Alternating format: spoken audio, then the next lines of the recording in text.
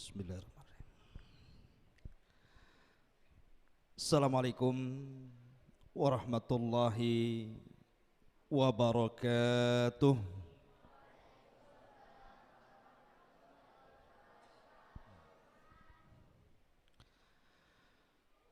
Alhamdulillah. Alhamdulillahilladzi hamdan katsiran tayyiban mubarakan fih. Kama yuhibbu rabbuna wa yardah. Alhamdulillah. Alhamdulillahilladzi bi ni'matihi tatimmus shalihat. Alhamdulillah. Alhamdulillahilladzi hadana wa kafana wa ja'alana minal muslimin. Asyhadu an la ilaha illallah wahdahu rabbi la syarika lah wa asyhadu anna sayyidana Muhammadin wa ala alihi wa sahbihi ajmain, amma ba'du. Pertama-tama dan yang utama, saya ucapkan jazakumullah khairan. Hanya Allah yang bisa membalasnya kepada penyelenggara pengajian di malam hari ini, khususnya pengurus dari Masjid At-Taqwa ini. Yang saya muliakan para tokoh masyarakat, para alim ulama, para ustadz, para ustazah, serta ibu-ibu dan bapak-bapak dan adik-adik semuanya. Tidak bisa saya sebutkan satu persatu. Semoga Allah subhanahu wa ta'ala memuliakan kita semuanya. Salawat dan salam demi keberkahan pengajian di malam hari ini kita hadiahkan kepada Rasul kita, Nabi besar Muhammad sallallahu alaihi wasallam. Allahumma salli ala sayyidina Muhammad wa ala alihi wa sahbihi ajmain. Ma'asyiral muslimin yang dimuliakan Allah subhanahu wa ta'ala, kita berada di bulan Sya'ban. Artinya sebentar lagi kita menghadapi Ramadan. Dan bulan Sya'ban ini adalah bulan di mana amalan kita diangkat. Usamah ibn Zaid, anak angkat Nabi sallallahu alaihi wasallam, pernah bertanya kepada Nabi sallallahu alaihi wasallam, "Rasul, kenapa engkau banyak melaksanakan salat sunnah di bulan Sya'ban lebih banyak dibandingkan di luar bulan Sya'ban?" Maka jawaban Nabi sallallahu alaihi wasallam salah satunya adalah, karena bulan Sya'ban itu turfahu fihal a'mal. Amal-amal kita dalam setahun itu akan diangkat di bulan ini. Tetapi ada orang-orang yang tidak akan diangkat amalannya. Dari mulai Ramadan tahun kemarin sampai Sya'ban bulan ini, ada orang-orang yang tidak diangkat amalannya. Siapa mereka? Kata Nabi sallallahu alaihi wasallam, illa li musyrikin. Pertama, orang musyrik. Orang-orang yang menyekutukan Allah subhanahu wa ta'ala, tidak akan diangkat amalannya. Yang kedua, illal musyahin. Musyahin itu artinya orang yang dalam hatinya ada kedengkian, dalam hatinya ada dendam, masih bermasalah dengan orang tuanya, ribut dengan saudaranya, tidak akur dengan tetangganya, belum bisa memaafkan orang lain. Lah, orang-orang yang syahna ini tidak akan diangkat amalannya. Makanya saya nasihatkan di bulan Sya'ban ini, minta maaf. Bagi orang yang punya salah kepada orang tua, minta maaf sama orang tuanya. Bagi yang tidak akur dengan kerabatnya, minta maaf. Bagi yang kurang baik hubungannya dengan tetangganya, minta maaf. Minta maaf itu berat. tetapi yang memaafkan itu jauh lebih berat lagi. Supaya apa? Supaya amalan kita setahun itu betul-betul disetorkan dan dilihat Allah Subhanahu wa taala. Apalagi bulan Ramadan adalah bulan yang sangat mulia. Salah satu hikmah di bulan Ramadan itu, ibu bapak yang dimuliakan Allah Subhanahu wa taala, Ramadan itu adalah syahru maghfirah. Bulan di mana Allah mudah mengampuni dosa-dosa kita. Kan hakikatnya Ramadan itu mulai dari kita bangun sampai kita tidur itu kita di atas ibadah. Coba bayangkan, kita ibadah puasa itu kan dimulai sahur. Sahur itu ibadah. Bahkan makanan yang paling berkah yang kita makan itu adalah makan sahur. Rasul yang mengatakan seperti itu, tasahharu fa inna fi sahurikum barakah. Jangan lupa dan jangan tinggalkan makan sahur, karena makan sahur itu adalah makan yang penuh berkah. Kemudian dilanjut dengan puasa sampai kemudian maghrib. Itu ibadah semua tuh. Kemudian malamnya kita sholat tarawih. Kata Nabi SAW, man shalla ma'al imam hatta yansarif, barang siapa yang sholat tarawih bersama imam, dia tidak berpaling sampai imam berpaling. Kata Nabi SAW, kutiba lahu qiyamul lail, maka Allah catat seolah-olah dia tarawih mulai dari ba'da isya sampai subuh. Berarti Ramadan itu dari awal bangun sampai tidur, bangun lagi, itu semua ibadah tuh. Oleh karena itulah maka kenapa Allah Subhanahu wa taala menjadikan Ramadan ini syahru maghfirah, bulan di mana kita mudah diampuni dosanya. Lalu apa hikmahnya? Hikmah diampuni dosa itu apa? Ibadah di bulan Ramadan yang paling identik itu cuma 3. Kalau disebut Ramadan, pasti teringat 3 ibadah. Pertama puasa, yang kedua tarawih, yang ketiga Lailatul Qadar. Pasti ini yang diingat nih kalau sudah Ramadan itu. 3-tiganya menyebabkan dosa kita diampuni. Dan itu disebutkan dalam 3 riwayat yang disebutkan dalam kitab Sahihaini, riwayat Bukhari dan Muslim. Pertama, Nabi mengatakan, man shoma ramadhanan imanan wahtisaban ghufira lahu ma taqaddama min dambi. Barang siapa yang puasa Ramadan, yakin dengan perintahnya, mengharap dengan pahalanya, Allah ampuni dosa-dosanya. Ini satu riwayat. Yang kedua, man qama ramadhanan imanan wahtisaban ghufira lahu ma taqaddama min dambi. Barang siapa yang sholat tarawih yakin dengan perintahnya dan yakin akan pahalanya, Allah akan ampuni dosa-dosanya.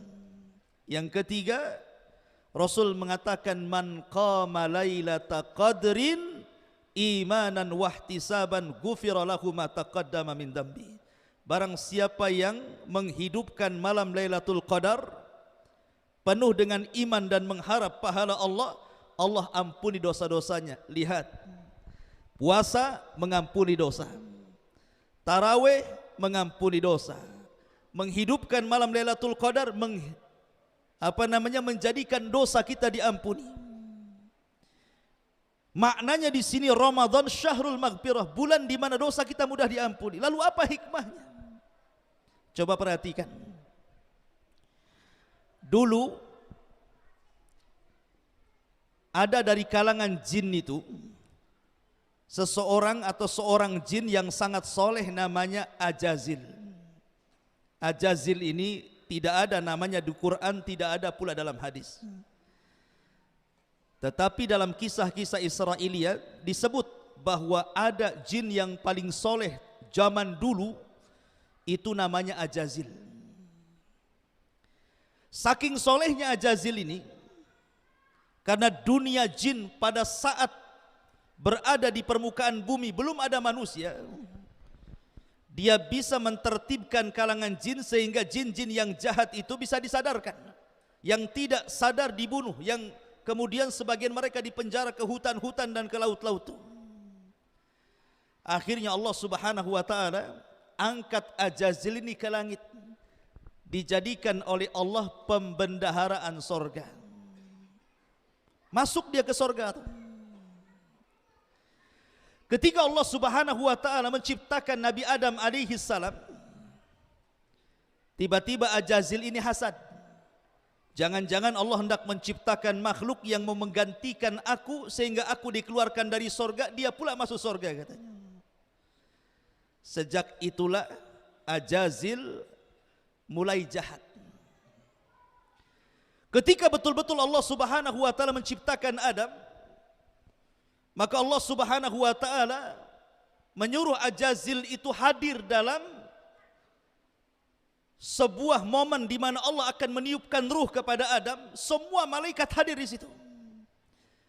Allah Subhanahu wa taala firmankan dalam Al-Qur'an, wa idz qala rabbuka lil malaikati isjudu li Adam fasajadu illa iblis. Dan ingatlah ketika Rabbmu mengatakan kepada para malaikat, sujud kalian kepada Adam. Semua malaikat sujud kecuali iblis. Iblis inilah nama lain daripada Ajazil. Jin yang soleh menjadi jahat karena maksiat kepada Allah Subhanahu wa taala. Apa konsekuensinya? Diusir dari sorga. Jadi Ajazil itu kesalahannya satu, tidak mau sujud kepada Adam karena hasad. Akhirnya dikeluarkan dari sorga. Fakhruj minha fa innaka rajim. Keluar wahai iblis, engkau dikutuk dari sorga ini. Lihat akibat dosa, dikeluarkan dari sorga. Kemudian contoh yang lain, Nabi Adam alaihi salam masuk ke dalam sorga. Iblis keluar dari sorga, Adam pula masuk ke dalam sorga. Allah katakan kepada Adam, kau makan semua makanan di sorga, kau minum semua minuman di sorga, kau nikmati semua kenikmatan di sorga, asal jangan sentuh satu pohon saja. Allah katakan, wala taqraba hadhihi syajarah, jangan dekat pohon ini. Sebab kalau seandainya kau dekat-dekat pohon ini, kau makan pula buahnya, fatakuna minadh zalimin, maka engkau wahai Adam dan istrimu Hawa termasuk orang zalim. Akhirnya Adam pun tidak berani mendekati pohon itu. Tapi iblis yang keluar sorga tadi, Ajazil ini, jin yang soleh menjadi jahat jadi iblis, memberikan was-was kepada Adam agar mendekati pohon itu. Akhirnya kemudian Adam pun terkena was-was, tiba-tiba mendekati pohon, penasaran dengan pohon itu, kemudian ada buah, diambilnya buah itu, dimakan pula sama dia dengan Hawa. Allah murka dan Allah katakan, kulnah bitu minha jami'ah, keluar kalian semua dari sorga. Hei iblis, hei Adam, hei Hawa, keluar kalian. Lihat, gara-gara makan satu buah larangan, Adam diusir dari sorga. Artinya dosa Adam itu cuma satu, makan buah larangan, diusir dari sorga. Yang ingin saya katakan, lihat pengaruh dosa. Iblis dosanya tidak mau sujud kepada Adam karena membantah perintah Allah. Adam malah memakan yang dilarang oleh Allah Subhanahu wa taala, tiba-tiba diusir dari sorga. Kita pula yang banyak dosa, pengen pula masuk sorga. Dosa kita ini bukan satu, Adam cuma satu saja dosanya. Iblis juga cuma satu dosa, karena tidak mau sujud gitu ya. Kita hari-hari berbuat dosa itu. Yang mata memandang yang haram, telinga mendengar yang haram, hati hasad sama orang gitu ya. Tapi kalau doa, ya Allah masukkan aku ke sorga, masuk sorga enggak tuh? Adam satu dosa dikeluarkan dari sorga, kita banyak dosa pula ingin masuk sorga. Dari sinilah maka Ramadan adalah bulan ampunan. Ketika dosa-dosa kita diampuni, berarti apa? Allah bukakan jalan pintu ke surga. Makanya di awal Ramadan Nabi SAW mengatakan apa? Atakum Ramadan. Ramadan telah datang kepada kalian. Syahrun mubarakun, bulannya penuh berkah. Faradallahu alaikum siyamahu, Allah wajibkan puasa kepada kalian. Tuftahu fiha abwabul jannah, Allah buka pintu-pintu surga. Wa tughlaqu fiha abwabun niran, Allah tutup semua pintu neraka. Wa sulsilati syayatin, dan setan-setan diikat dan diborgol. Lihat, Ramadan membuka pintu surga. Dan di awal Ramadan pintu-pintu sorga itu dibuka. Pintu sorga itu, jangan dibayangkan betapa besarnya Bapak Ibu yang dimuliakan Allah Azza wa Jalla. Rasul mengatakan daun pintunya, daun pintu dari ujung ke ujung itu kan ada pintu tuh, ada daun pintunya dari ujung ke ujung itu, jaraknya antara Mekah dan Hajar. Hajar itu di sana di Irak, di Syam. Itu daun pintunya tuh. Lebarnya kayak gitu tuh daun pintunya tuh. Berarti pintu surga itu kan luas gitu. Dan pintunya saja jaraknya antara Mekah dan Syam, negeri Syam sana. Macam mana pintunya tuh kalau daun pintunya selebar itu? Dan ketika pintu itu dibuka, maka Allah Subhanahu wa taala memerintahkan satu malaikat di pintu-pintu surga itu, kemudian menyeru apabila datang bulan Ramadan. Apa malaikat ini berteriak? Ya bagil khairi akbil, wa ya bagi syarri wa ya bagi syarri adbir. Wahai orang-orang yang mencari kebaikan di bulan Ramadan, masuk sini.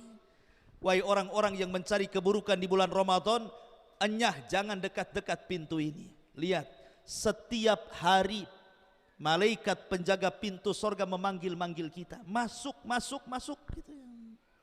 Itulah Ramadan.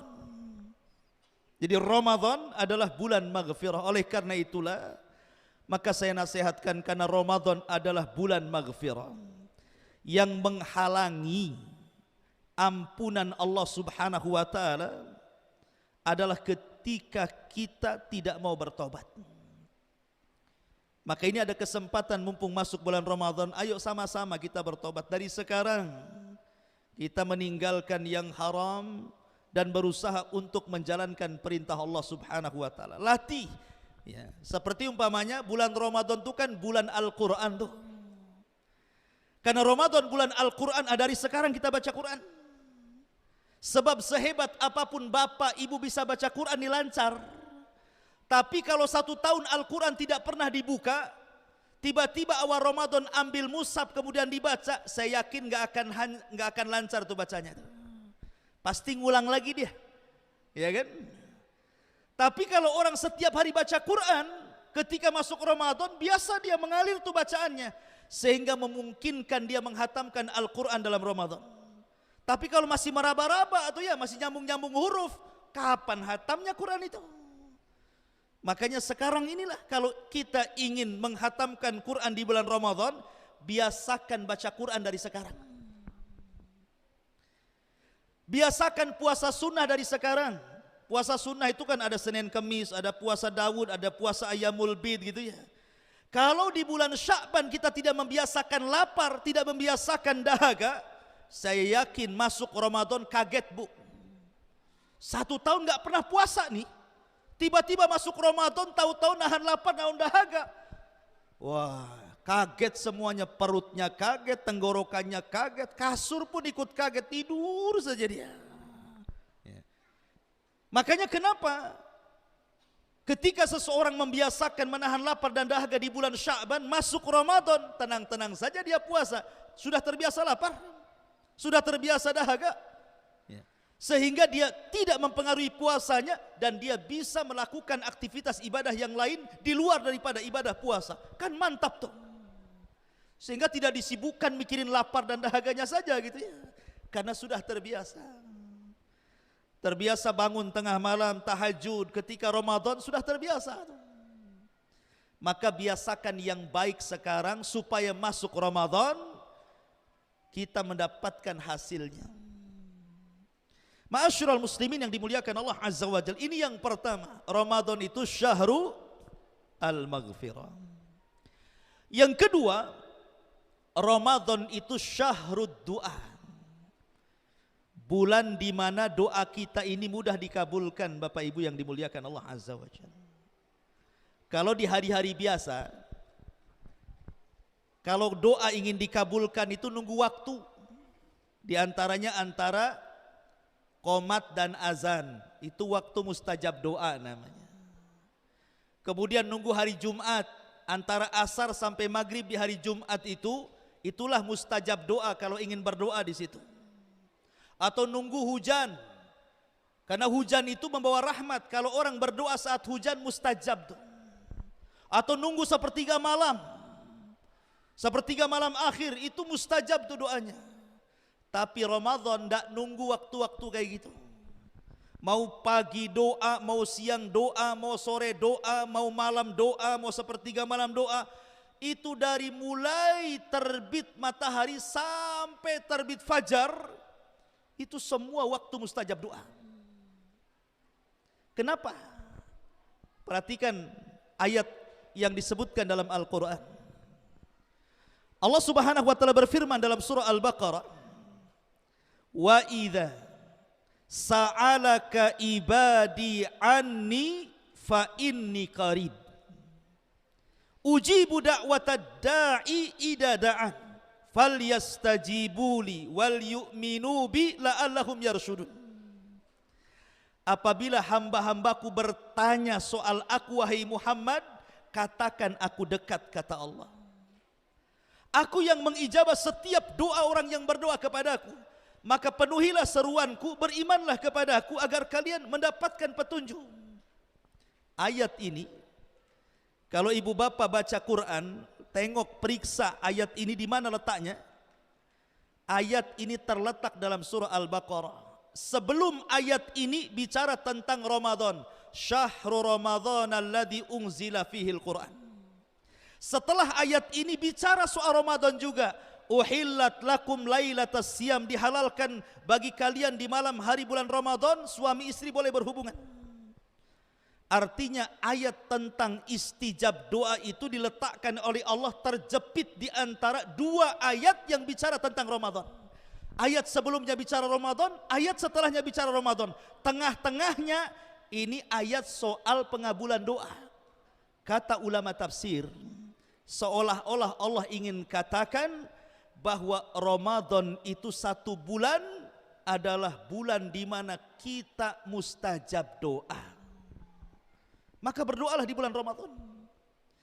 Sehingga para ulama mengatakan, walaupun satu Ramadan ini mulai dari terbit matahari sampai terbit fajar itu adalah bulan mudah doa itu dikabulkan, tapi yang ingin saya nasihatkan, jangan tinggalkan 3 waktu. Ini sangat mustajab lagi doa ini. Ingat ibu bapak ya, ada 3 waktu di bulan Ramadan itu.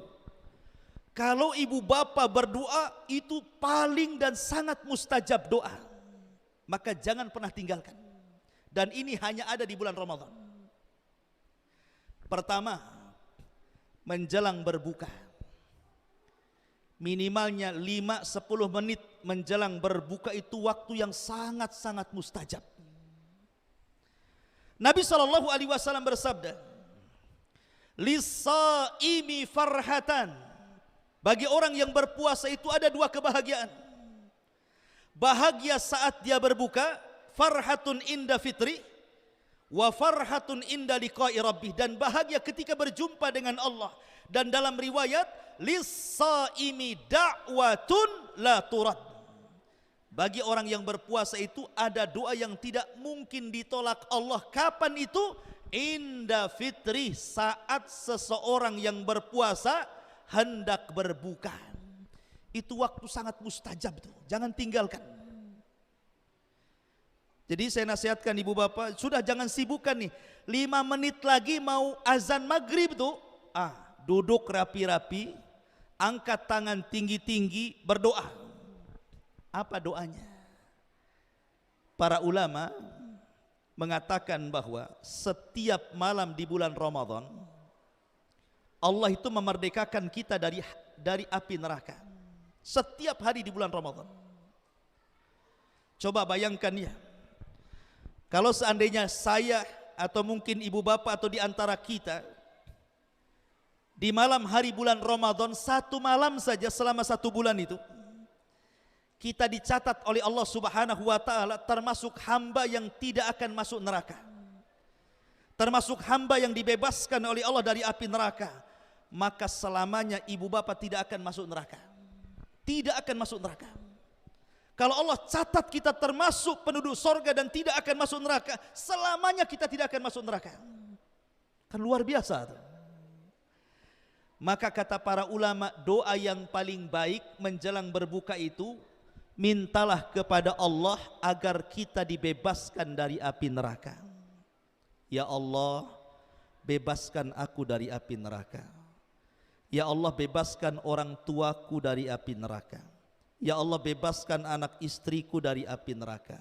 Ya Allah, bebaskan orang-orang yang kucintai dan kusayangi dari api neraka. Allahumma a'tik riqabana minan nar. Ya Allah, merdekakan kami dari api neraka. Itu doa yang diajarkan. Kapan dibaca? Menjelang berbuka. Karena di zaman sekarang ini kalau menjelang berbuka itu bukan disibukkan doa tuh. Disibukkan apa kira-kira? Disibukkan dengan makanan yang berbagai macam, disibukkan dengan minuman yang berbagai warna gitu ya. Disibukkan dengan pegang remote, mana channel yang paling cepat azannya. Aneh tuh. Ya. Oh, di Lingga belum azan, cari TV Jakarta. Di sana duluan azannya. Jadi bukan disibukkan dengan doa gitu ya. Disibukkan dengan makan mau iftar itu. Tolong 5 menit saja jadilah sebelum maghrib, angkat tangan, minta agar Allah bebaskan kita dari api neraka. Sebab kalau Allah takdirkan salah satu di antara kita terbebas dari api neraka, tidak akan masuk neraka sampai kiamat. Ini yang pertama. Yang kedua, saat sahur. Nabi SAW bersabda, yanzilu rabbuna ila samai dunya fi kulli thuluthil lailil akhir wa dhalika kulla lailatin faqala Allahu azza wa jalla ala abdihi man yad'uni fa astajiba lah wa man yas'aluni fa u'tiyah wa man yastaghfiruni fa aghfiralah. Kata Nabi SAW, Allah itu turun di sepertiga malam akhir memandang hambanya. Kemudian Allah berfirman, wahai hamba-hambaku, siapa yang berdoa ku kabulkan, siapa yang minta ku kasih, siapa yang minta ampun ku ampuni dosa-dosanya. Dan itu setiap malam di sepertiga malam akhir Allah menawarkan ampunannya, Allah menawarkan istijab doanya, Allah menawarkan kekuasaannya kepada hambanya. Kalau di luar Ramadan saya enggak yakin kita bisa bangun di sepertiga malam itu. Ada yang bangun habis kencing tidur lagi. Rupanya hanya untuk kencing saja karena kedinginan. Tapi di bulan Ramadan saya yakin ibu, bapak, anak muda, anak kecil mesti bangun tuh waktu sahur itu. Enggak bangun dibangunkan. Ya kan? Minimal masjid itu sudah teriak-teriak sahur, sahur. Mau tidak mau bangunlah kan itu ya. Artinya setiap hari di bulan Ramadan waktu sahur itu sepertiga malam itu waktu sahur itu. Itu waktu mustajab doa itu. Maka saya nasihatkan ketika sahur itu jangan perhatian kepada makan sahur saja. Iya, makan sahur berkah, tapi tolong waktu sahur 5 menit jadilah. Angkat tangan tinggi-tinggi, minta kepada Allah agar kita dibebaskan dari api neraka. Setiap hari. Ya. Atau minta yang lainnya, minta dimasukkan ke sorga, minta berkah kepada Allah, minta agar dosa kita diampuni, minta supaya keluarga kita disehatkan, minta supaya keluarga kita diistiqomahkan, dan begitu seterusnya. Artinya waktu sahur semua orang bisa bangun tuh. Itu waktu mustajab tuh.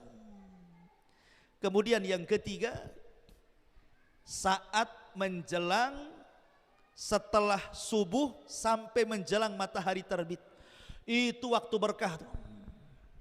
Kata Imam Ibnul Qayyim, ibu bapak yang dimuliakan Allah Azza wa Jal, siapa yang tukang tidur selepas subuh sampai terbit matahari, bukan karena uzur lain, kalau uzur yang umpamanya malamnya begadang nyari ikan gitu ya, kelelahan capek akhirnya habis subuh dia tidur, bukan karena uzur, memang dia tukang tidur gitu ya, habis subuh langsung tidur gitu. Siapa yang tidur habis subuh sampai terbit matahari, tidak diberkahi keluarganya, tidak diberkahi pekerjaannya, tidak diberkahi kehidupannya. Mana dalilnya? Nabi SAW bersabda, Allahumma barik li ummati fi bukuriha. Ya Allah, berkahi umatku di waktu paginya. Kapan waktu pagi di sini maksudnya? Setelah subuh sampai terbit matahari. Saya nasihatkan jangan tidur. Kalau mau tidur nunggu matahari terbit, setelah terbit silahkan tidur. Itu waktu berkah tuh. Ustadz, berkah itu apa sih sebenarnya? Kenapa kok waktu itu sangat berkah sekali? Saya analogikan ibu bapak ya biar mudah, apa sih makna berkah itu? Di dunia ini Allah Subhanahu wa taala ciptakan dua binatang. Satu kambing, satu anjing. Kambing, anjing. Binatang yang paling banyak disembelih itu binatang apa? Kambing. Akekah nyembelih kambing, takkan nyembelih anjing. Orang walimah kata Rasul, aulim walau bisyat, sembelih walaupun seekor kambing. Walimah nyembelih kambing. Kalau ada walimah nyembelih anjing nggak akan datang, nggak mau makan juga orang. Beli sate kambing. Nah, kalau non muslim lain lah ceritanya, kita kan orang Islam ya. Jadi Idul Adha kambing lagi sasarannya. Orang akekah kambing lagi disembelih. Coba, kambing ini sasaran penyembelihannya banyak tuh. Tetapi Allah takdirkan walaupun tukang sate nyembelih kambing, orang walimah nyembelih kambing, Idul Adha nyembelih kambing, orang akekah nyembelih kambing. Kadang-kadang di warung-warung itu juga pakai makan daging kambing. Subhanallah, kambing itu tidak pernah punah. Kambing itu ada terus. Harusnya kambing itu kan populasinya hilang kan, disembelih tiap hari kan gitu ya. Tapi kok nggak habis-habis tuh kambing itu? Kok ada terus kambing itu? Apalagi dulu ada tahu-tahu banyak aja kambing tuh. Dari mana tuh kambing tuh? Coba anjing. Anjing itu tidak disembelih. Kecuali non muslim tidak semua juga suka makan anjing kan? Artinya bahwa tapi anjing itu jumlahnya tidak banyak. Makin hari makin hilang anjing itu. Ya ada anjing itu, tetapi tidak sebanyak kambing. Padahal disembelih tiap hari kambing itu. Nah, itulah makna berkah. Makna berkah itu tidak habis-habis. Kenapa kambing itu binatang berkah? Kenapa anjing itu binatang tidak berkah? Gini loh ya. Saya tanya ibu bapak. Kambing itu kalau malam begadang atau gentayangan? Kambing loh ya. Kambing itu kalau malam itu begadang atau tidur? Biasa tidur ya. Nggak ada kambing itu jalan-jalan malam-malam. Saya nggak pernah lihat ada kambing jalan-jalan. Biasanya kalau kambing itu malam tidur dia. Bangunnya kapan? Subuh. Habis subuh bangun tuh kambing itu. Jadi kambing itu malam tidur, kalau habis subuh bangun. Ketika berkah turun, bangun dia. Makanya kambing itu binatang diberkahi, tidak pernah habis-habis tuh. Pertanyaan yang kedua, anjing. Kalau malam tidur atau keluyuran? Hah? Anjing itu kalau malam tidak ada yang tidur. Kalau di Batam itu, ya ada namanya Nagoya. Nah, kalau malam ke Nagoya tuh anjing-anjing. Ya, jadi keluyuran kemana-mana. Tidurnya kapan anjing? Habis subuh tidur dia. Ketika berkah turun, anjing pula tidur, makanya tidak diberkahi. Pertanyaannya, mau jadi anjing kah jadi kambing? Ya enggak maulah kedua-duanya. Cuman maksudnya di sini, inilah makna berkah di sini. Kenapa kambing tidak habis-habis? Karena diberkahi. Kenapa anjing populasinya tidak banyak? Karena tidak diberkahi. Artinya orang kalau diberkahi maka akan ditambah nikmatnya. Ditambah kesehatannya, ditambah hartanya, ditambah semuanya, berkah kebaikannya. Itu makna berkah tuh. Lah habis subuh sampai terbit matahari itu waktu berkah. Jangan tidur. Lalu ngapain Ustaz? Berzikir kepada Allah. Kata Nabi, siapa yang sholat subuh berjamaah bagi laki-laki, tidak beranjak dari tempatnya tuh, habis sholat subuh duduk berzikir baca Quran sampai terbit matahari. Kemudian sholat 2 rakaat disebut dengan sholat syuruk namanya. Apa kata Rasul? Pahalanya kal umrati wal hajj tamman. Pahalanya sama seperti orang yang berangkat umroh dan haji secara sempurna. Subhanallah. Sekarang ini lagi musim Covid, mau umroh susah. Apalagi haji, baru sekarang ini dibuka travel nih kan. Tetapi orang yang berilmu itu tidak susah. Walaupun dia tidak bisa haji, walaupun dia tidak bisa umroh, ada pahala yang membandingi haji dan umroh. Caranya seperti apa? Ya tadi, habis sholat subuh, ambil Quran, duduk, atau kalau tidak, atau malas baca Quran, berzikir, jangan tidur, sampai terbit matahari itu tidak sampai 2 jam itu, 1 jam saja paling. Habis itu sholat 2 rakaat, sholat syuruk namanya. Itu kita pulang sama habis pulang haji dan umroh itu. Maksudnya bandingan pahala, bukan mewakili haji dan umroh. Jangan pula ngaku-ngaku Pak Haji, ya. Jangan panggil saya nama, ya. Panggil saya Haji, gitu. Saya sudah haji, kapan? Tadi pagi katanya, kan itu. Ini maksudnya bandingan pahala. Kalau punya uang ya tetap wajib haji, ya. Tapi orang yang berilmu bisa mengejar pahala tuh. Itu waktu berkah tuh. Ya. Dan di waktu antara subuh ke terbit matahari itu ada angin. Angin yang menyehatkan badan. Kata Nabi SAW, nusirtu bis sabah wa uhlikatil adu bid dabur. Aku ditolong setiap peperangan dengan angin soba, angin pagi. Dan kaum Ad, kaum Nabi Hud dihancurkan oleh Allah dengan angin sore. Angin sore itu angin penyakit. Angin pagi itu angin sehat. Namanya soba. Maka ibu-ibu nih kalau habis sholat subuh ke masjid, pulang bu, tolong sampai di rumah buka jendela, buka pintu, biar angin soba masuk. Itu angin berkah tuh. Ini mah enggak, habis sholat subuh pulang tutup pintu, pulang tutup jendela, gordennya warna hitam, ya gelap lagi lah rumah itu. Malam lagi tidur lagi kan. Ya. Kapan berkahnya? Jadi pulang habis subuh buka pintu, kecuali hujan, ya kan? Kalau maksudnya kalau cuaca bagus, buka jendela, biar angin soba itu masuk.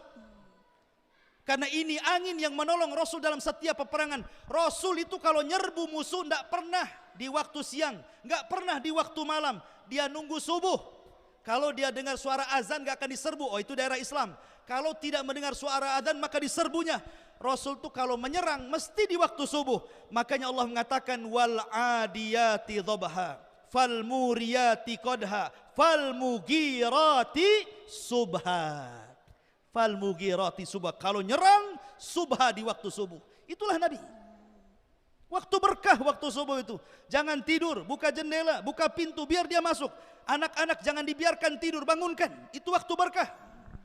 Ya. Lah, di luar Ramadan ini waktu berkah, banyak berdoa tuh antara subuh ke terbit matahari itu. Karena Ramadan lah syahru doa. Ini yang kedua. Yang ketiga, Ramadan itu adalah syahrul Quran. Bulan Al-Quran. Al-Quran ini ibu bapak bukan bacaan biasa. Bukan kita baca koran, bukan. Quran itu kalamullah. Setiap satu huruf yang kita baca 10 pahala. Coba bayangkan ibu bapak baca surah Al-Fatihah. Berapa jumlah huruf surah Al-Fatihah itu? 114 huruf. Pernah ngitung nggak Pak huruf di surah Al-Fatihah itu? Alhamdulillah, alif, lam, ha gitu ya. Dihitung coba, itu jumlahnya 114 huruf tuh. Orang yang membaca satu huruf Al-Quran itu bandingannya 10 pahala. Kalau 10 kali 114 huruf, dah berapa tuh pahalanya? Coba bayangkan, Rasul mengatakan, man qara'a harfan min kitabillah, falahul hasanatu wal hasanatu bi asyri amthaliha, la aqulu alif lam mim harfun, walakin alifun harfun, wal lamun harfun, wa mimun harfun, kata Nabi. Siapa yang membaca satu huruf dalam Al-Quran, satu dikali lipatkan 10 pahala. Aku tidak katakan alif lam mim satu huruf, tapi alif satu huruf, lam satu huruf, mim satu huruf, kata Nabi. Subhanallah, Al-Baqarah itu berapa huruf tuh? Kali 10. Jadi orang yang membaca Quran itu banyak pahalanya tuh. Dan Al-Quran itu turun di bulan Ramadan. Makanya di bulan Al-Quran disebut bulan Quran. Quran ini mempengaruhi alam semesta, Pak. Saya contohkan. Di zaman Nabi SAW mencontohkan kepada kita bagaimana Al-Quran itu mempengaruhi hati. Suatu malam Nabi SAW pernah membaca satu ayat dalam Al-Quran. Turun satu ayat dalam Al-Quran. Maka Rasul membaca ayat itu mulai ba'da isya sampai subuh. Menangis Pak Ibu, menangis. Tidak berhenti menangis, terus mengulang-ulang ayat itu. Kemudian ketika Nabi sholat subuh, namanya orang menangis satu malam kan ada bekas tuh, ya, lebam-lebam kan gitu. Sehingga Bilal bin Rabah bertanya kepada Rasul, saya melihat matamu seolah-olah bekas menangis. Ada apa dengan engkau wahai Rasul? Maka Nabi SAW mengatakan, ya Bilal, unzilat alayya ayah, semalam turun kepadaku satu ayat. Wailun liman qara'aha walam yatadabbaraha. Celaka bagi orang yang membacanya tapi tidak merenungkannya. Kemudian Bilal mengatakan, ya Rasul, ayat apa itu yang turun kepadamu semalam? Maka Rasul membacakan, inna fi khalqis samawati wal ard wa ikhtilafil laili wan nahari la ayatin li ulil albab alladzina yadhkuruna Allaha qiyaman wa qu'udan wa 'ala junubihim wa yatafakkaruna fi khalqis samawati wal ard rabbana ma khalaqta hadza batila subhanaka faqina adzabannar. Kata Rasul, celaka orang yang membaca ayat ini tapi tidak paham dengan ayat ini. Lihat, Rasul satu malam menangis gara-gara baca Quran, terpengaruh dengan Quran. Kira-kira nih kalau ibu bapak baca Quran nangis nggak? Nggak yakin saya. Mungkin hati kita ini sudah banyak dosa sehingga nggak tersentuh dengan Quran. Bahkan Nabi SAW saking cinta dengan Quran itu, Rasul cari sahabat yang bagus bacaannya.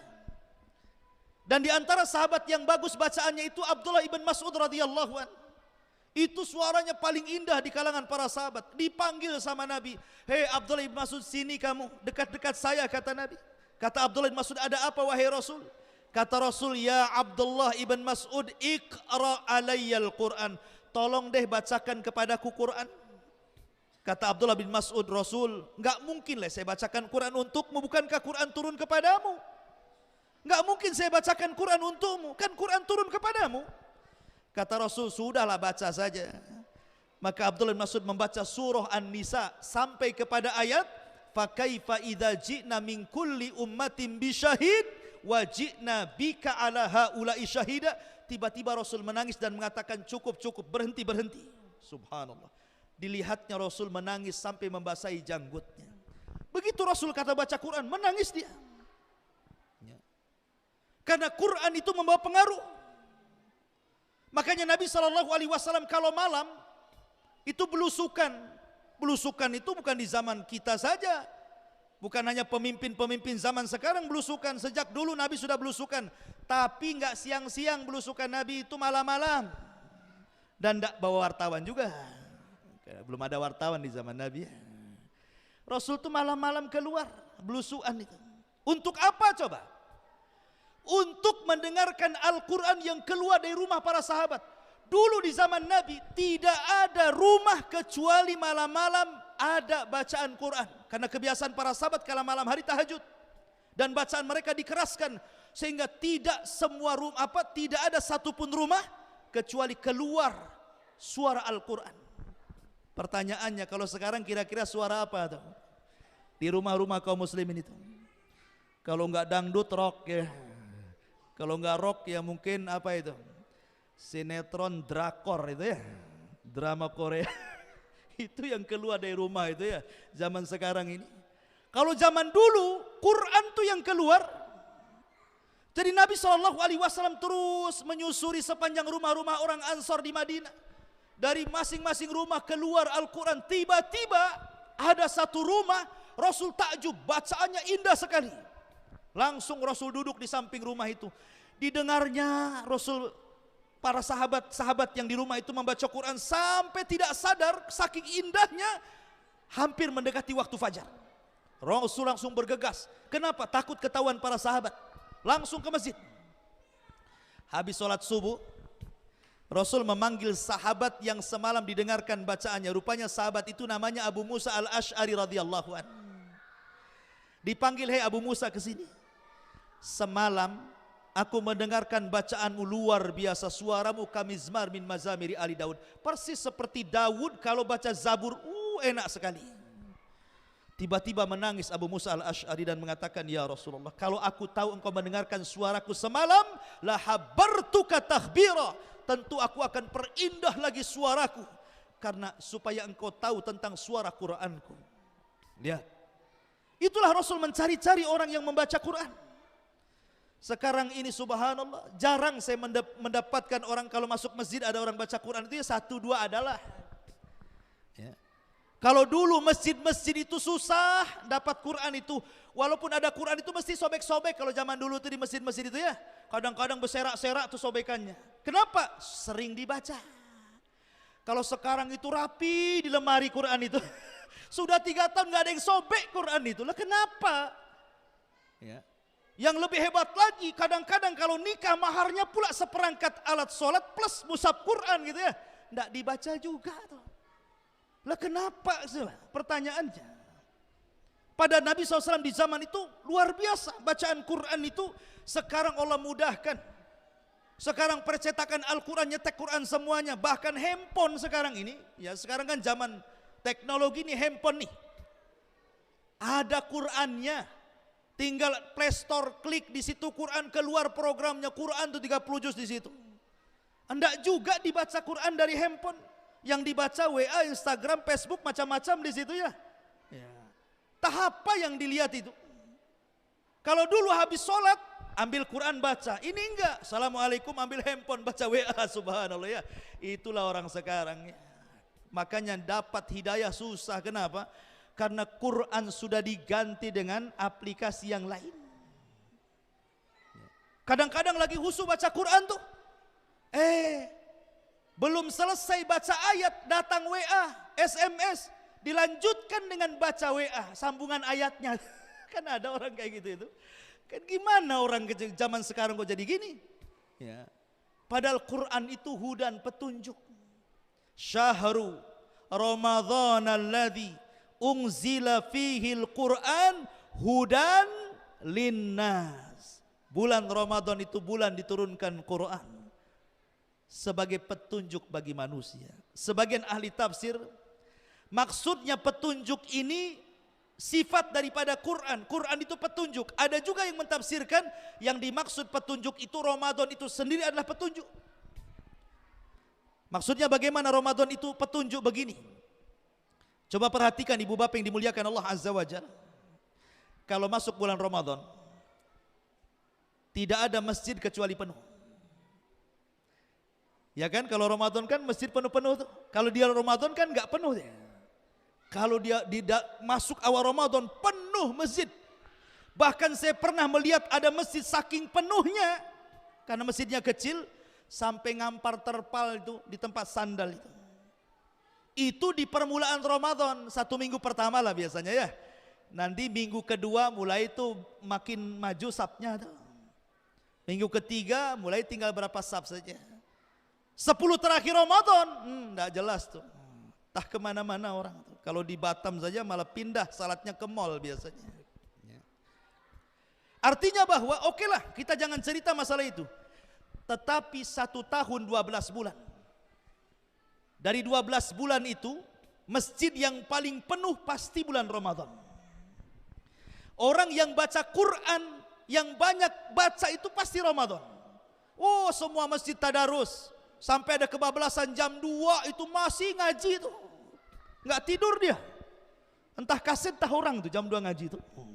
Tetapi kan Quran itu tetap dibaca tuh. Orang sedekah banyak di bulan Ramadan itu. Kita kalau puasa Senin Kemis ke masjid nggak ada orang ngasih iftar kan? Coba aja Bapak puasa Senin Kemis ingin buka datang ke masjid nggak ada orang ngantar. Coba kalau Ramadan sedekah semuanya. Oh, ada yang ngasih bakwan, ada yang ngasih cireng, ada yang ngasih aqua gelas macam-macam ya kan? Nah, artinya bahwa rangsangan sedekah di bulan Ramadan itu menguat. Semua orang ingin sedekah. Ya. Semua ingin sholat tarawih, semua ingin sedekah, semua ingin puasa. Artis-artis yang nggak pakai jilbab saja Ramadan pakai jilbab. Preman-preman yang bertato saja puasa katanya. Kalau ditanya, kamu tak sholat kenapa puasa? Ya jangan sampailah sudah nggak sholat, nggak puasa pula. Banyak kali dosaku kata preman tuh katanya. Preman aja puasa Ramadan itu. Ya. Artinya bahwa Ramadan itu bulan hidayah. Quran tidak banyak dibaca kecuali Ramadan. Masjid dipenuhi kecuali Ramadan. Orang sedekah paling banyak Ramadan. Orang bertobat kecuali di Ramadan. Ramadan itu hidayah. Maka disebut syahrul hidayah, bulan hidayah. Dan Quran juga adalah hidayah. Makanya kalau ingin berubah, berubahlah di bulan Ramadan. Itu mudah. Kalau mau berubah di luar Ramadan berat kayaknya. Kenapa? Musuhnya banyak. Setan, hawa nafsu, itu susah ditaklukkan di luar Ramadan. Dan 2 perkara ini yang susah orang itu tobat. Pertama godaan setan, yang kedua godaan hawa nafsu. Tapi Ramadan dua-duanya kita bisa kalahkan. Hawa nafsu kita kalahkan dengan puasa, setan kita kalahkan dengan tarawih. Karena tarawih itu baca Quran, setan itu paling tidak suka mendengar Quran. Apalagi setan di bulan Ramadan diikat. Musuh yang diikat itu mudah untuk dilawan. Artinya malam kita bisa kalahkan setan, siang kita bisa kalahkan hawa nafsu. Kalau dua-dua faktor orang itu rusak bisa kita kalahkan, makanya kenapa Ramadan itu orang mudah bertobat. Makanya wajar ketika Allah tutup ayat puasa, la'allakum tattaqun, agar kalian bertakwa. Ustadz, saya sudah puasa, saya sudah taraweh, tapi kok masih juga saya suka bertengkar.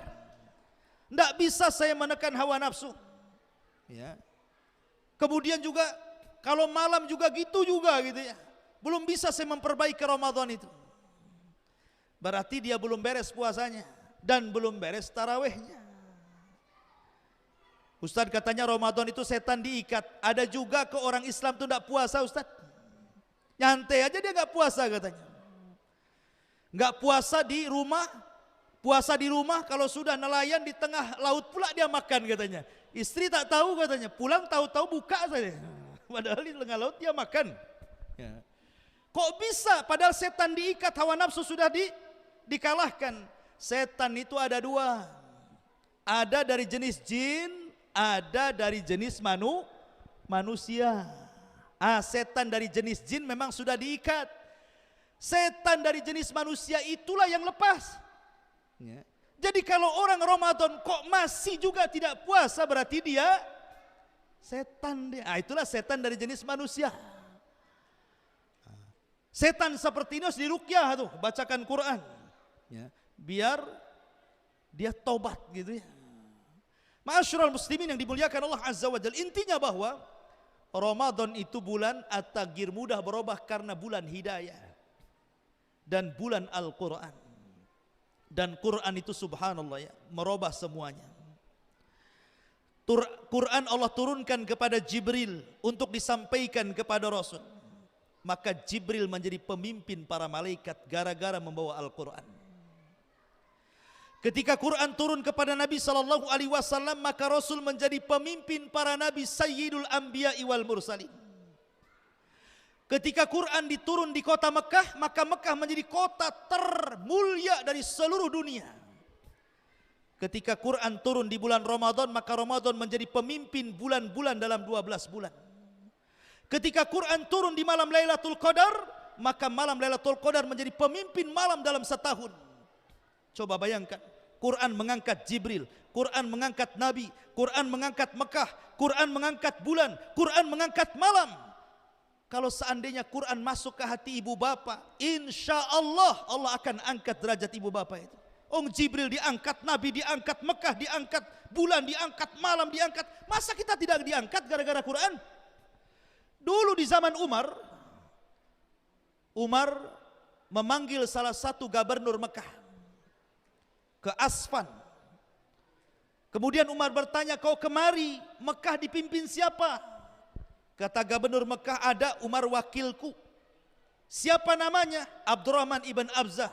Kok aku enggak kenal? Kata Umar, siapa Abdurrahman bin Abzah itu? Oh, dulu budakku, aku merdekakan. Kata Umar, apa enggak ada lagi orang merdeka menjadi wakil gubernur? Kenapa mantan budak kok jadikan wakil gubernur katanya? Katanya gubernur Mekah ini, wahai Amirul Mukminin, Abdurrahman bin Abzah walaupun dulu budak aku merdekakan, tapi dia pakar Quran, dia pakar faraid, maka aku jadikan wakilku. Ketika mendengar hal itu, Umar langsung bertakbir, Allahu Akbar, sadaqa Rasulullah sallallahu alaihi wasallam. Amat sangat benar ucapan Rasul, innallaha yarfa'u bihadzal kitab aqwaman. Terkadang Allah angkat sebagian kaum oleh Al-Qur'an. Quran ini mengangkat derajat orang. Ya. Maka muliakan Al-Quran, karena Quran itu solusi semua permasalahan kita, mau rumah tangga, mau bisnis, mau tetangga, mau persoalan masyarakat, bahkan bangsa dan negara, itu semua ada jawabannya dalam Al-Quran. Makanya Allah mengatakan, fa in tanaza'tum fi syai'in farudduhu ilallah. Kalau kalian berselisih tentang sebuah permasalahan, kembalikan kepada Al-Quran. Selesai itu masalahnya. Ya. Tapi akhir-akhir ini ada pula orangnya yang minta 300 ayat di Quran itu suruh dihapuskan katanya. Ini orang ini perlu dicuci otaknya. Dia pikir Quran itu ucapan Nabi, Quran itu ucapan Allah, kalamullah. Tidak ada yang bisa mampu menghapus Quran. Jangan lagi level dia, menteri, presiden, siapa pun tidak bisa menghapus Quran. Quran itu Allah jaga. Inna nahnu nazzalna dzikra wa inna lahu lahafidun. Kami yang turunkan Quran, kami yang jaga. Allah langsung yang jaga. Walaupun manusia tidak akan jaga, Allah jaga Quran itu. Mana bisa Quran dihapus-hapus? Siapa ente ini? Allah yang jaga Quran. Makanya Quran itu berbeda dengan kitab-kitab dulu. Orang-orang Yahudi menganggap orang namanya Uzair itu anak Allah, anak Tuhan. Gara-gara apa? Gara-gara Uzair itu hafal Taurat. Karena Taurat itu tidak bisa dihafal. Susah mau orang, jarang orang Yahudi hafal Taurat itu. Sehingga ketika ada orang namanya Uzair, ada yang mengatakan dia nabi, ada yang mengatakan dia orang saleh di zaman itu, hafal Taurat. Orang-orang Yahudi menganggap Uzair itu anak Tuhan gara-gara hafal Taurat. Quran itu anak-anak kecil banyak hafal. Ya kan? Lihat di tahfidz Quran itu. Saya punya pesantren tahfidz Quran, anak-anak kecil banyak hafal Quran. Enggak ada juga kita katakan dia anak Tuhan gara-gara hafal Quran ya. Orang Yahudi gara-gara ada orang hafal Taurat dikatakan anak Tuhan. Ini kalau orang Islam yang setiap orang yang hafal Quran dikatakan anak Tuhan, berapa anak Tuhannya itu? Kan itu. Tetapi Allah itu lam yalid walam yulad. Allah tidak punya orang tua. Allah itu ahad dan tidak melahirkan. Allah tidak punya anak. Ya. Qul huwallahu ahad, Allahus samad, lam yalid walam yulad walam yakul lahu kufuwan ahad. Tidak ada yang sekufu dengan Allah. Artinya bahwa Al-Quran itu mudah untuk dihafal. Pengalaman waktu saya dulu masih belajar ibu bapak yang dimuliakan Allah Azza wa Jalla. Dulu waktu saya masih kuliah di Yaman. Di Yaman itu saya kenal ada orang tua sudah hampir usianya 80 tahun. Dia itu bawabah, penjaga pintu markas. Walaupun dia orang Arab tidak bisa baca Quran. Jangan sangka orang Arab semua bisa baca Quran, tidak juga. Kalau orang Baduy itu ada yang nggak bisa baca Quran tuh. Walaupun orang Arab, padahal Quran pakai bahasa Arab tuh ya. Tapi karena keinginan ingin hafal Quran luar biasa orang tua ini, usia 80. Akhirnya dia melihat santri-santri orang-orang Indonesia yang hafal-hafal Quran itu, kepengen kok aku orang Arab gak hafal Quran, kok dia orang asing gak hafal Quran gitu ya. Akhirnya dia cita-cita ingin hafal Quran. Caranya apa? Zaman dulu kan ada namanya kaset pita tuh, ya, yang mereknya Sony itu kan ada tuh, pakai kaset gitu ya. Dia beli itu, ya, beli kasetnya 30 juz dengan sekalian Sony-nya itu. Jadi dia hafal mulai dari Al-Fatihah tuh, dimasukkan kasetnya didengar. Setiap mendengar satu ayat dia ulang-ulang sampai 200-300 kali itu. Pamannya Alhamdulillahirabbil alamin, Alhamdulillahirabbil alamin, Alhamdulillah sampai 300 kali. Setelah hafal baru Ar-Rahman Ar-Rahim. Dihafal lagi 300 kali. Subhanallah. Tidak sampai 10 tahun kakek ini hafal Quran. Hanya mendengar. Ini keajaiban. Makanya Allah mengatakan walaqad yassarnal Qur'ana lidzikri. Kami mudahkan Quran itu untuk diingat. Jadi enggak ada alasan orang itu tidak bisa baca Quran, tidak bisa menghafal Quran itu. Kenapa? Karena dia tidak membaca Quran. Coba kalau hari-hari baca Quran, mudah menghafal Quran itu. Karena di zaman sekarang ini ada orang yang hafal Quran itu bukan nambah hafalan, mindah hafalan. Hari ini hafal surah Qul Huwallah, sudah hafal nih. Besok wadduha, kulhunya hilang, wadduhanya hafal. Itu ganti hafalan namanya, bukan nambah hafalan. Ya. Jadi sebenarnya Quran itu mudah dihafal. Makanya nih anak-anak nih yang kecil-kecil nih, Hani arahkan ibu bapaknya supaya jadi generasi Quran. Karena Quranlah yang bisa mengangkat kita semuanya, bisa mengangkat keluarga. Nanti anak-anak yang hafal Quran itu walaupun orang tuanya tidak hafal Quran, dia akan dipanggil di hadapan Allah, kemudian disuruh memegang piala, nak, letakkan di kepala orang tuamu kelak di sorga. Itu anak yang hafal Quran itu. Disuruh meletakkan piala di kepala bapaknya, di kepala ibunya. Karena anak itu usaha orang tua. Maka syahrul Ramadan adalah bulan Al-Quran. Dan banyak lagi pembahasannya, karena tadi juga diminta tidak boleh lama-lama materinya. Kita buat tanya jawab katanya ya. Ya silahkan, mungkin ada ibu bapak yang mau bertanya atau bapak-bapak mau menjawab juga, alhamdulillah silahkan. Nah, gitu ya. Kita buka tanya jawab. Saya kembalikan ke moderator, mungkin bisa memandu tanya jawab. Bismillahirrahmanirrahim. Kepada para jamaah yang ingin bertanya kepada Pak Ustadz, dipersilahkan bertanya. Ibu-ibu, ada yang nak bertanya tak? Silahkan. Sampai ya. Oh, mic macam tak ada sound. Situ aja.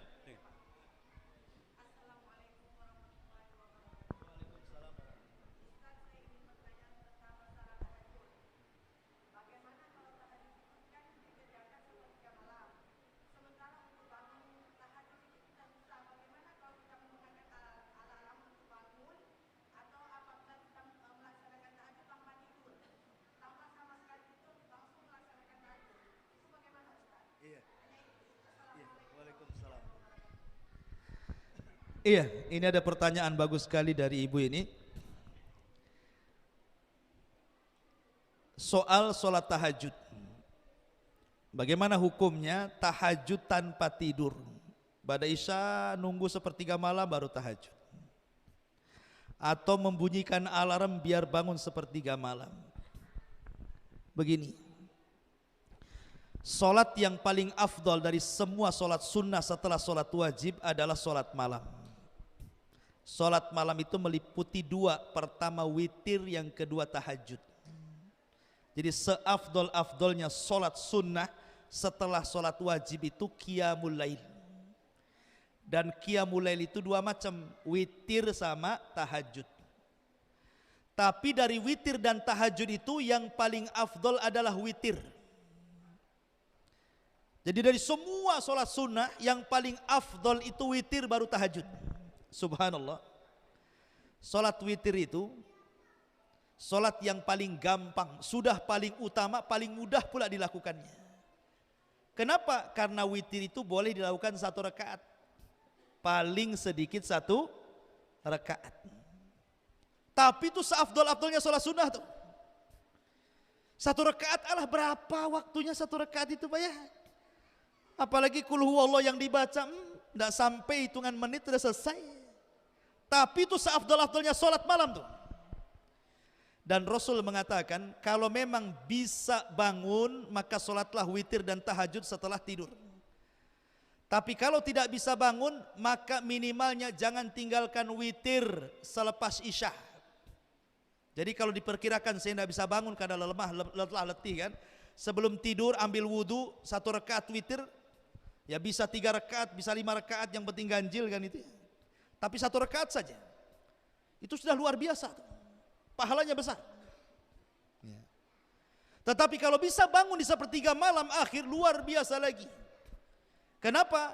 Pertama karena sepertiga malam itu waktu turun para malaikat. Makanya Allah Subhanahu wa taala tidak mengistilahkan dengan bahasa subuh, tapi diistilahkan dengan bahasa salat fajar. Inna Qur'anal fajri kana mashhudan. Sesungguhnya Quran fajar bukan Quran subuh. Rasul tidak membahasakan solat subuh, tapi Rasul membahasakan solat fajar. Kenapa? Karena solat fajar itu terakhir dari sepertiga malam. Di situ malaikat menyaksikan, dan solat satu-satunya yang paling panjang dari semua solat dari 5 waktu itu solat subuh. Rasul kalau solat subuh minimalnya 100 ayat dia baca. Kenapa? Karena malaikat lagi turun. Ya, jadi kalau sholat subuh, kalau jadi imam, ya kalau bisa agak panjang, khusus subuh.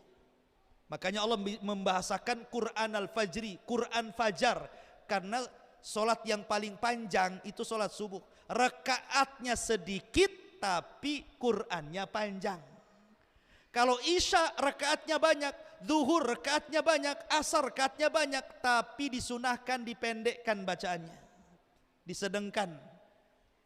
Tapi subuh ini cuma 2 rakaat, tapi dipanjangkan bacaannya. Rasul itu minimalnya 100 ayat.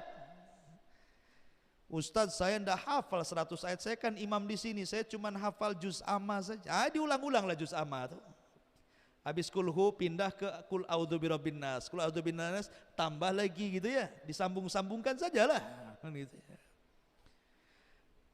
Tapi dari sini menunjukkan bahwa tahajud itu sebaiknya habis tidur. Lah kalau ibu pertanyaannya boleh nggak pakai alarm? Boleh. Siapa yang melarang? Bahkan itu salah satu wasilah yang dianjurkan. Dalam bahasa usul fikih itu ma la yatimul wajib illa bihi fahuwa wajib. Tidaklah sempurna sebuah kewajiban kecuali dengan sesuatu. Terkadang sesuatu itu jadi wajib. Contoh, wudu itu sunnah hukumnya, tapi kalau untuk sholat wajib wudunya jadi wajib. Solat berjamaah menurut jumhur mayoritas para ulama ada yang mengatakan sunnah muakkad, ada yang mengatakan wajib. Kalau kita tidak bisa solat jamaah kecuali dengan punya motor, maka punya motor itu bisa jadi sunnah. Kalau seseorang tidak bisa bangun tengah malam kecuali dengan alarm, berarti membeli alarm itu jadi sebuah anjuran, berpahala membeli alarm itu. Karena apa? Bisa membangunkan solat malam. Begitu. Gak apa-apa pakai alarm. Tapi sebenarnya tidak perlu pakai alarm lah. Orang bangun itu ditentukan kapan tidur. Jangan tanya kapan bangun. Kalau kapan bangun, orang bisa bangun jam berapa saja. Tapi kalau pertanyaannya kapan tidur, itulah menentukan kapan bangun. Kalau habis Isya tidur nggak perlu alarm, sepertiga malam bangun itu. Tapi kalau tidurnya jam 12 malam, nggak yakin sepertiga malam bangun. Makanya Nabi soal tidur itu menjadi mukjizat. Nabi itu loh tidur jadi mukjizat. Kata Nabi SAW, aku membenci orang tidur setelah maghrib dan aku membenci orang ngobrol setelah Isya. Itu Nabi mengatakan. Kecuali ya seperti gini pengajian atau ngobrol masalah dunia, masalah bisnis, ada yang menguntungkan. Tapi kalau hanya ngobrol begitu saja, di depannya catur, kopi hitam, ngobrol nggak jelas ngalor ngidul, itu Rasul benci itu habis Isya itu. Ya. Makanya Rasul itu jarang habis Isya kecuali tidur. Begitu para sahabat. Makanya wajar Rasul bisa bangun. Rasul itu sifat tidurnya dua, disebutkan dalam surah Al-Muzammil itu. Ya ayyuhal muzammil qumil laila illa qal nisfahu aw inqus minhu qalila aw zid alaihi warattilil qur'ana tartila. Allah mengatakan tidurnya Nabi itu nisfahu, terkadang separuh malam pada Isya dia tidur, nanti separuh malam dia bangun, kemudian tahajud sampai subuh. Atau zid alaiha, ditambah 2/3 malam dia tidur, 1/3 malam akhir dia bangun. Itu sifat tidurnya Nabi. Jadi Nabi itu tidur cepat. Ya, setengah malam atau 2/3 dia tidur, kemudian 1/3 dia bangun. Kalau kita enggak, dari Isya sampai subuh kita tidur, dihabiskan. Enggak ada 1/3 lagi. Apalagi kalau siangnya capek gitu.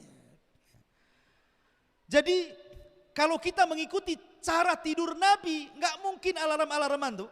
Coba kita praktekkan saja ya. Bapak Ibu jam 9 tidur, kemudian niatkan bangun jam 3. Saya yakin Bu, Allah yang bangunkan.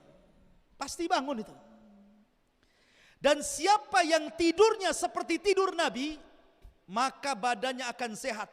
Nabi itu di usia sepuh, 50 tahun ke atas, dia jadi kepala negara, dia jadi kepala perang, istrinya 11, anaknya banyak, dia harus cari nafkah kepada istri-istrinya. Datang sahabat ngadu, ini itu macam-macam.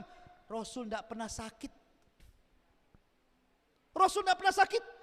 Aneh kan, Rasul itu tidak pernah sakit. Kenapa? Salah satunya dalam kitab Tibun Nabawi, cara pengobatan sistem Nabi itu, karena salah satunya tidur Nabi itu jadi mukjizat. Kalau orang tidur cepat sehat pagi harinya, nggak akan ngantuk, semangat badannya. Coba kalau tidur jam 1, walaupun bangun jam 9, lemes badan itu. Kenapa? Nggak sehat. Tuh, tidur Nabi jadi pahala tuh ya, jadi kesehatan tuh kalau kita ikut tidur Nabi. Ya kalau ikut tidur cara bapak-bapak ya nggak tahu saya. Tidur jam 1, wah mana mungkin jam 3 bangun. Ya. Alarm pun kangkong-kangkong, malah alarmnya didepak biar mati gitu ya. Lanjut tidurnya. Ya. Jadi pertanyaannya itu saja, tidur cepat. Kemudian yang kedua, sebelum tidur berwudu dan berdoa. Kata Rasul, siapa yang tidur kemudian berwudu yatatohar, kemudian membaca doa, maka ketika tidur di samping kiri ada malaikat, di samping kanan ada malaikat. Setiap kita berguling ke arah kanan, malaikat sebelah kanan mengatakan Allahumma gfir lahu, Allahumma rahmu. Ya Allah ampuni orang ini, ya Allah rahmati orang ini. Ketika berguling ke arah kiri, malaikat sebelah kiri juga mengatakan Allahumma rahmu, Allahumma gfir lahu, ya Allah rahmati, Allah ampuni orang ini. Subhanallah. Selamat tidur didoakan malaikat, didoakan rahmat dan didoakan ampunan. Makanya sebelum tidur wudu berdoa supaya tidur kita ibadah. Kalau tidurnya tidak berdoa, tidak wudu, di samping kirinya setan tuh. Kemudian dibuat mimpi-mimpi, dibuat tidak nyenyak, dibuat gelisah, dibuat mimpi buruk dan begitu seterusnya. Ya. Karena mimpi itu ada 3 macam. Satu ada mimpi baik, itu datang dari Allah itu. Itu biasanya kalau tidurnya wudu, kalau tidurnya berdoa, mimpinya baik itu.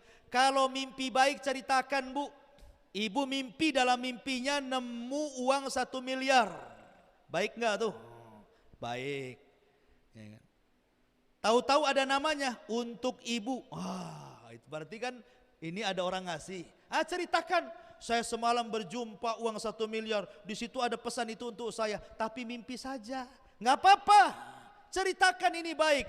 Mudah-mudahan ditakwilkan. Oh ini ibu ini calon orang kaya. Kan gitu takwilnya kan. Tapi kalau mimpi buruk jangan cerita. Dalam mimpi ibu jalan di pelantar. Rupanya ada papan yang tercongkel. Masuk pula kakinya di situ. Kemudian jatuh dalam mimpi itu. Tahu-tahunya jatuh dari ranjang. Jangan cerita Bu. Pada suaminya, bang semalam saya jatuh pula dari pelantar. Enggak usah cerita. Mimpi buruk tidak mungkin terjadi, itu datang dari setan. Mustahil. Mimpi itu bukan sesuatu yang mungkin terjadi, nggak akan terjadi. Jangan dipikirin mimpi buruk itu, nggak akan terjadi, kan itu datang dari setan. Karena ada orang tuh mimpi buruk kepikiran, nggak akan terjadi, ngapain dipikirin? Ya. Atau ada namanya mimpi karena banyak kepikiran, stres, banyak hutang, sampai ke bawah mimpi dikejar-kejar debt collector. Kepikiran. Nah, itu juga nggak mungkin terjadi itu. Ya.